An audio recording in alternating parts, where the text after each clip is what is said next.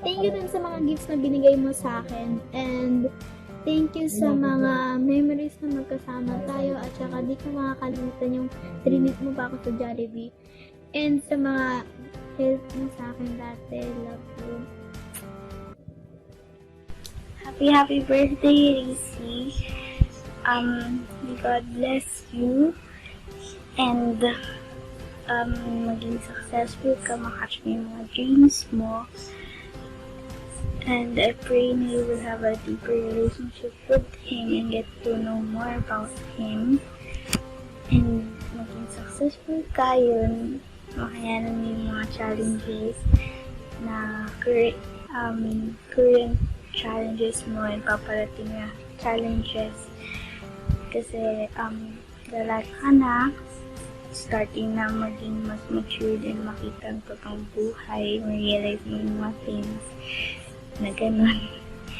And whenever you feel discouraged, lonely, anxious, and especially down and down ka, just talk to Him or never hesitate to talk to us. We are always here for you.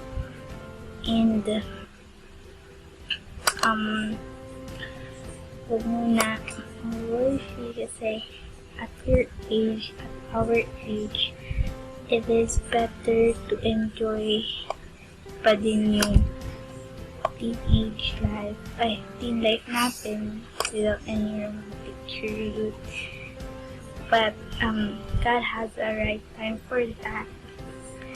Plan na yan, so better to wait than to look for it kasi diba, it is better to do what you love to do and mga hobbies mo gawin muna kasi may right time din naman for those things, diba? Doon ka na din i-lead ni Lord sa mga ganun paths. And